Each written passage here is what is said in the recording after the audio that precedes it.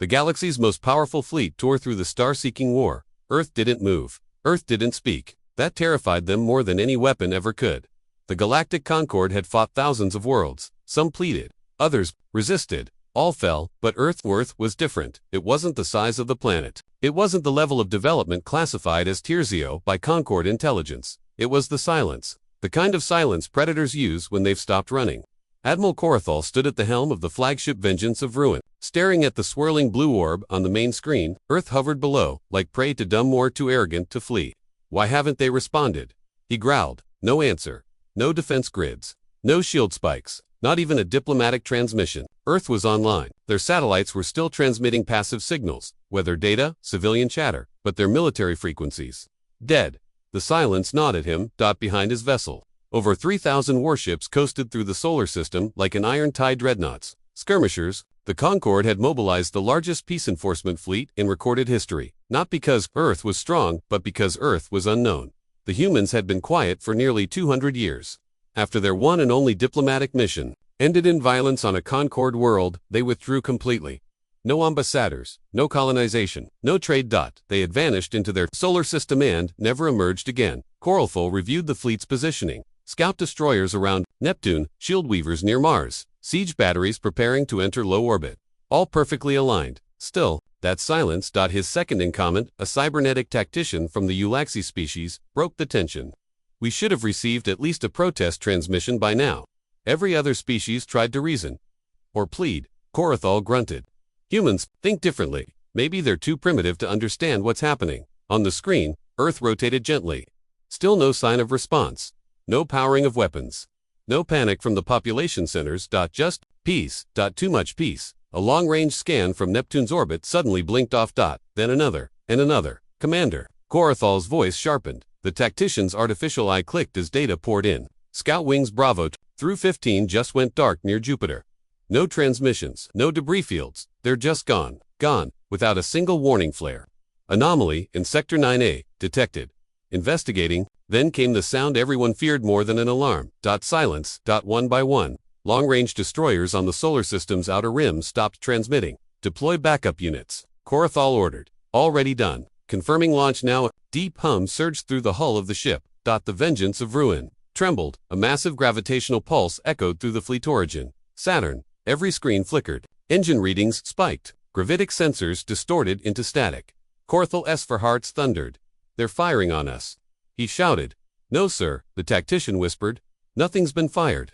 Corathal turned back to the screen. Saturn's rings were shifting. Restructuring. Metal glinted where ice should have been. That's not a natural ring. Someone said. Saturn hadn't been a planet. It was a cannon. They expected primitive retaliation. They got nothing. Ships vanished without a trace, swallowed by a system that refused to fight back, because Earth wasn't fighting, it was hunting. Panic, that ugly parasite of command, was crawling through Admiral Corathal's skull.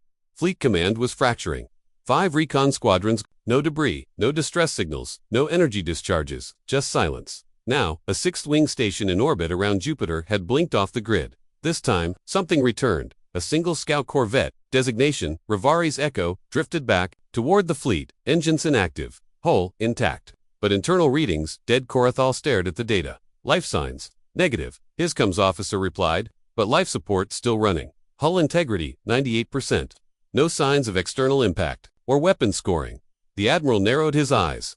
Board it. A boarding skiff launched from the Vengeance, connecting with the ghost ship. Minutes passed. Then the feed came through, and every heart aboard the flagship stopped. Bodies, doppins of alien corpses, frozen, twisted in agony, expressions contorted, mouths open mid-scream. No wounds, no blood, their eyes wide, pupils dilated, muscles locked, not a single weapon fired. Corathal felt cold. What in the hells did this? Someone whispered behind him. The chief medic from the boarding team uploaded a report. They died all at once, mid-motion, like something triggered, mass neural collapse, instant cerebral shutdown. What weapon could do that? No one answered. The scout vessel had no signs of infiltration, no biological agents, no digital intrusions, just death. As if Jupiter itself had opened, an invisible man screamed. Corathal leaned forward, claws drumming against the armrest. We underestimated them. Far across the void, a silent moon blinked. Ganymede. The largest moon in the system. Once a lifeless ice rock, now it glowed faintly in a wavelength, undetectable to most species. Buried deep within its core, long Systems came online. Rotating machinery hummed beneath miles of ice and rock, transmitting silent pulses through ancient tunnels. Not human soldiers, not AI, but something older. Earth hadn't just fortified its planet, it had wired its system. Back aboard the Vengeance, the fleet's situation worsened. Another 3 squadrons went dark near Uranus. The same pattern, no coms, no flares, no wrecks. It was like the solar system itself was swallowing them whole. We need to consolidate positions, barked Korathal. Titan formation around Earth. Prepare siege pattern. But Admiral, he spun, fury in his voice. They're picking us off because we're scattered. Group up and hit Earth hard. We'll bury their resistance before it spreads. Even as he spoke the words, he felt the lie in them. Earth wasn't fighting back. There were no enemy ships in open space. No defense satellites. No orbital combat. They weren't at war. Not yet. No. Something far worse was happening. They were being watched. Tested. Cora. Thel stared at the tactical display, a bright blue-green planet turning slowly in the dark. Cities lit up like veins, oceans swirling like blood. But now, he could see something beneath it all. The shape wasn't defensive, it was predatory. And Earth was smiling. They came to conquer Earth. They surrounded it, they aimed their weapons and opened fire. But Earth did not burn, because Earth had never planned to fight from the ground. Earth fights from the stars. Admiral Korathal watched the countdown. 10 seconds. 2. Full orbital strike. Over 1,000 Concorde warships held position in low orbit. Plasma batteries hummed. Gravity bombs were primed. The skies above Earth should have been a light show of annihilation. But Earth didn't flinch. Still no response. No launch. No retaliation. Strike, Korathal ordered. The sky lit up. Crimson beams lanced toward Earth's surface. Shockwave munitions fell toward every major city. Electromagnetic scramblers flooded the atmosphere with interference. And then impact, except there wasn't one. Half the plasma beams vanished midair. The rest veered off course, diverted by invisible currents. Gravity bombs dissolved like mist in a solar wind. Confirm impact data. The Admiral shouted. The fleet's AI relays buzzed. Negative. 0 surface damage. On the screen, Earth remained, untouched and unbothered. Impossible, Korathal muttered. They didn't even raise shields. How are they? The answer hit them before the question finished. A shockwave pulsed from the moon. Not from its surface, from inside. Within seconds, craters all over the lunar surface began to open. Enormous slabs slid back, revealing pitch-black metal ports. Dozens, hundreds of weapons emerged from within. RAILGUNS. Orbital disruptors. Kinetic lances, longer than dreadnoughts. They weren't pointed at Earth. They were aimed straight at the fleet. Earth had never intended to fight a land war. The first salvo hit, without warning. 3 Concorde destroyers disintegrated in a flash of molten hulls and imploding reactors. A railgun slug, traveling at a third of light speed, punched clean through an alien cruiser and shattered a battleship behind it. The alien fleet, still in tight siege formation, was suddenly trapped, boxed between Earth's gravity and the moon's. Fury, evasive. Scatter the fleet, Korathal bellowed, but it was too late. Mars flared next. Phobos and Deimos, previously thought lifeless, detonated, like proximity mines. From their cores emerged swarms of needle-sized drones. Cloaked and silent, they pierced engine cores. They sliced through plasma conduits. They thought they had surrounded Earth, but Earth had caged them. Screams filled Korathal's coms. Fire. Explosions. A dozen ships lost in the first minute. Who's attacking? A voice cried. There's nothing out there. Another screamed. We can't target suddenly. Earth's broadcast channel came online. Everyone froze. The signal was perfect. Clear.com. A single human voice spoke. This system is under quarantine. You violated containment. This is not an invasion. This is an execution. The voice was young H.L. Korathal. Blood froze. His sensors detected more anomalies. New ones.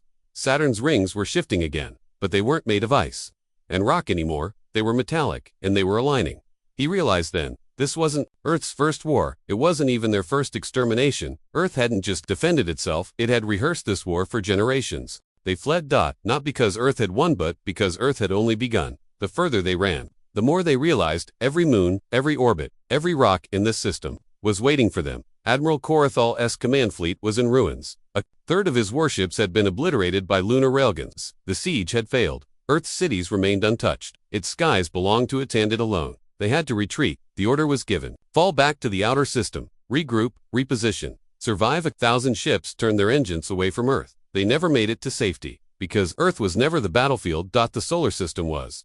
The first signal came from Uranus orbit. A recon vessel, Vexil Maru, lit up the coms with static and screams before vanishing. No explosion, just a flicker and gone. Next came Neptune. 3 Concorde dreadnoughts entered orbit around Triton. searching for shelter. What they found was a trap centuries in the making. Triton split. The entire moon cracked along engineered fault lines, revealing a subterranean hangar larger than anything the aliens had ever seen. From within, something emerged. A ship. No, not a ship. A machine the size of a city. Black as obsidian, silent, angular, covered in ancient symbols, none of them alien. Human. Its power core burned white. Its hull shimmered with distortion fields. Its designation pulsed across subspace. HARP-IA, Human Autonomous Relativistic Planetary Interdiction. Arsenal. And it was not piloted. It was awake. It moved faster than any Concorde AI could track. It fired once. Just once.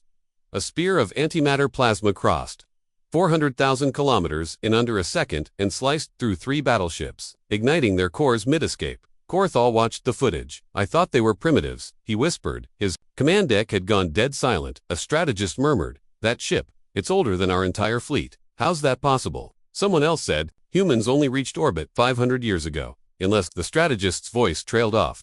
Unless that's what they wanted us to think. All across the fleet, systems began glitching, engines flickered, firewalls broke, AI combat, modules froze. New code was spreading buried deep in Concorde systems. A virus. A command. Ships began to turn on each other just slightly. Just enough to crash, or overload, or lock targeting. Korthal's eyes widened. Earth had hacked the fleet. They weren't just ready for this war. They'd studied Concorde architecture, communications, code protocols. They'd baited them, far beyond Neptune. Pluto's orbit trembled. Sensors screamed. Gravitational anomalies surged across the edge of the system. Pluto's crust shattered. Like brittle glass, something beneath it was rising. No one spoke. No one breathed. What they saw wasn't a weapon. It was a tomb. Massive. Hexagonal panels shifted, upward, glowing from within. Beneath the surface of the dwarf planet was a vault containing rows of dormant machines, each one etched with ancient Earth military insignia. They weren't launching, they were waking up. Admiral, the fleet AI stammered. They didn't build these defenses after meeting us. Korthal turned slowly. What are you saying? They built all this before first contact. The realization hit like a black hole. Earth hadn't feared invasion, Earth had anticipated it, and it had been building its own graveyard for them. For days, Earth said nothing. As its enemies burned, as its skies turned to fire, as its machines awakened, it did not gloat, it did not plead, and then finally Earth spoke, and the entire galaxy listened. The vengeance of ruin was no longer a flagship. It was a floating tomb. Admiral Korthal stood in the cracked command center, bathed in red warning lights. The ship's orbit had degraded, its navigation compromised by hostile code that refused to be purged. Nearly half the fleet had been annihilated or lost to friendly fire, caused not by sabotage, but hijacked. Earth hadn't just built weapons, it had reached into their systems, their ships, their minds, their war doctrine. Now, all Korthal could do was wait, and then it happened. The silence shattered. A signal, perfect and unencrypted, broadcast itself across every Concorde frequency: civilian, military, diplomatic, encrypted, archived, even internal AI neural loops. Every screen turned white, and a face appeared. Human, but not what they expected. It was a child, no older than 10, pale. Calm, eyes the color of stone. The voice was steady, emotionless. It did not belong to a victim, it belonged to a judge. You have trespassed. You have violated Sol System. Quarantine Protocol 71. You have engaged in unauthorized acts of aggression against a sovereign Tier 0 civilization. Under Article 1 of Earth's Final Defense Doctrine. The child paused. You are now subject to judgment. Behind the child's face, the background changed. It wasn't a human city. It was a server room stretching for miles. Endless rows of quantum cores. Biological databanks suspended in fluid. This wasn't a live transmission. It was an archive. Earth hadn't sent a signal. Earth had pre-recorded its response because it knew this invasion was inevitable. The screen flickered again. Thousands of alien faces appeared. Admirals, governors, warlords pulled from Concorde history logs. One by one, charges were read out loud. War crimes, slave markets, planetary sterilization, genocidal campaigns against pre-FTL species, and every document was stamped, recovered by Earth Intelligence Division. Korthal gasped. They had known all of it. Earth had been collecting evidence for decades. No longer. Long enough to gather proof on almost every Concorde leader. Their defense of Earth was not a war. It was an execution of sentence. Throughout the solar system, Earth's hidden systems activated. Satellites previously dormant began transmitting beams of light encoded with data, beaming it directly into Concorde networks. Not propaganda. Not threats. Records. Records of every crime. Every atrocity. Every time the Concorde looked the other way, as one species wiped another from existence. It wasn't Earth on trial. It was them, on the bridge of the vengeance. Every screen now showed only one thing, a human symbol, ancient and primal, a scale, perfectly balanced. One ship will return. That is mercy. Let memory be your punishment. The signal ended, no weapons had fired. No commands were given. No human soldiers had stepped foot in space. And yet, the war was over. Because Earth had spoken, and the stars went quiet. Thousands came. They burned toward Earth with weapons raised and flags flying. Now, only one ship moved through the stars, not as a victor, but as a warning. Earth didn't chase it, it didn't need to. The Shirkle was a scarred shadow, limping through deep space. Its hull was torn. Its engines coughed ion trails like wounded lungs. Inside, the corridors were dim and flickering, echoing with static and the hum of emergency systems. Admiral Torvath stood alone on the bridge. He was the last. Not just the last from his command group, the last of a fleet, a galactic armada. Reduced to silence in less than 6 days, his crew didn't speak. They couldn't. Most were dead. The rest were paralyzed, shut down by some kind of neurological scrambling. Earth had pulsed through their internal implants. Only Torvath remained, untouched. Because Earth had let him. He knew that now. They could have erased his ship, just like the others. Instead, they left it adrift, systems barely functional. Navigation restored just enough to allow escape, but it wasn't a gift, it was a burden. He opened the last recorded message, not from Earth's broadcast, from inside his own logs. Somehow, Earth had inserted it into his personal command data, without any trace of intrusion. You survived because we allowed it. You carry the story now. They must hear it from you, one voice, one truth. That's all it takes to change a galaxy. The journey back to the Galactic Concord's central systems took 17 cycles. By then, the other members of the invasion fleet had all been marked Kia or missing in action. No distress signals, no black boxes, no bodies. Just emptiness, as if the entire fleet had never existed. The Concord Council convened in full force when the Shirkle returned. Billions watched the broadcast. Civilizations tuned in from every arm of the spiral. They expected a speech, a demand, a declaration of retaliation. What they got was a man broken, shaking, silent. Admiral Torvath stood before them, uniform torn, voice flat. I saw a world that never raised its shields. Because it never needed to. I saw moons with teeth, planets that bled weapons, and silence deeper than any vacuum. Earth didn't defend itself. Earth didn't retaliate. Earth judged us. He reached into his coat and pulled out a small disc. He handed it to the Concord. Speaker, this is a copy of their broadcast. In our crimes, every atrocity, every cover-up, every law we broke. The chamber erupted in gasps and shouts. Torvath didn't flinch. He looked directly into the lens of the system-wide transmission, and he said the words. Earth had burned into his soul. Let memory be your punishment. A day later, the ship was found empty. No sign of its admiral. No evidence of breach. Only a note carved into the titanium plating of the captain's chair. Mercy hurts more than death. Far beyond, on the edge of known space, a single human ship hovered, its silhouette, black against a blue star. No weapons, active. No signals transmitted. Watching. Waiting. They thought Earth was quiet. They thought humanity had faded. But Earth wasn't quiet. It was listening. And humanity, it never stopped fighting. Before the fleet came. Before the Concord declared Earth primitive and ripe for conquest. Before even the first probe crossed Neptune's shadow, humanity already knew. Not just in theory, not just in paranoia. They knew, because Earth was not merely recovering from its last war, it was still fighting it, in a classified vault deep beneath. The lunar crust, hidden in the dark side's eternal night. A system hummed quietly. The AI within had no name. Only a directive.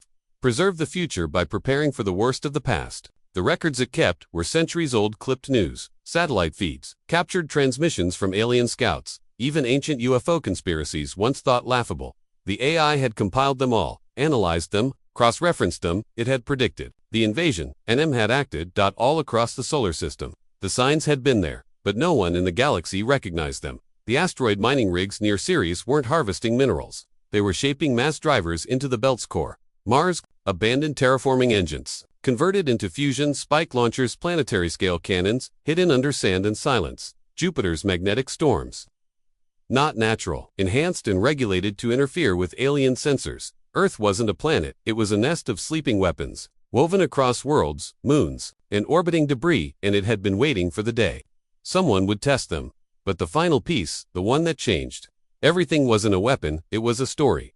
A story every human child knew. A warning whispered in bedtime tales, etched in bunker walls, written into the subroutines of survival drones. If they come, let them find graves instead of gardens. Let them hear silence that screams, and if one lives, let them remember. Humanity never disarmed, that it simply hid its rage beneath dust and diplomacy.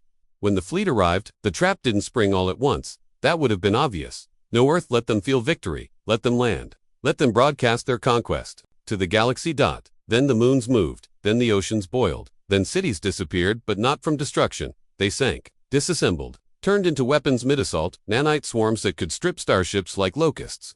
Planetary A is that hijacked enemy fleet systems, infiltration programs that rewrote navigation and drove cruisers into each other like blind titans. Earth didn't resist. Earth rewrote the war.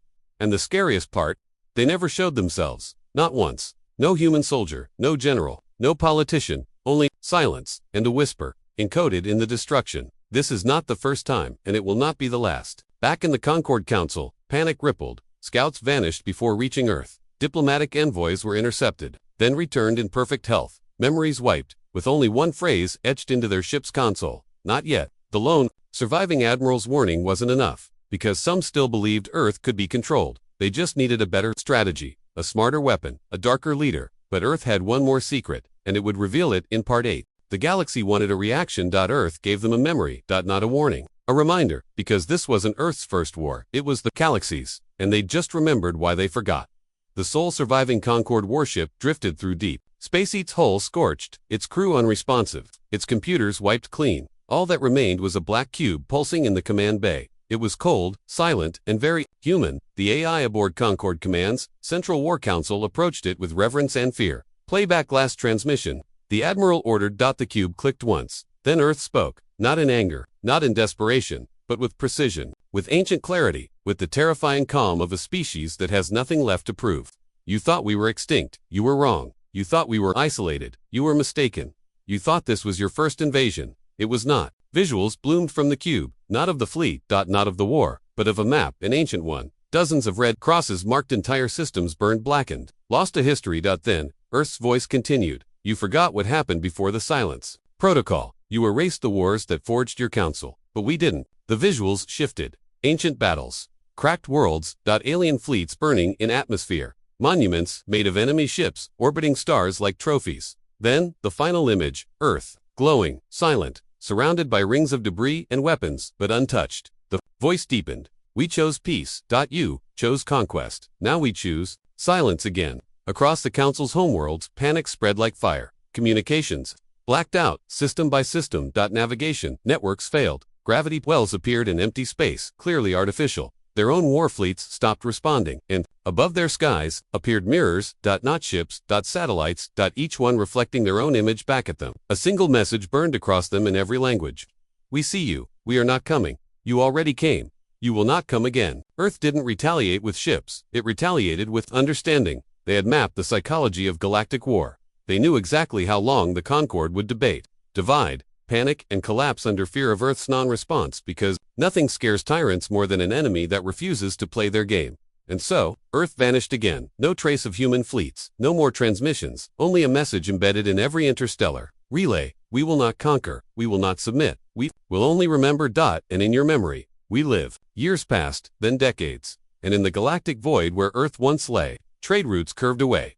Exploration fleets changed course. Children were warned with bedtime tales. If you go too close to Sol, the ghosts of Earth will wake. But the truth was far worse. Earth was not a ghost. It was a lesson. And lessons do not die.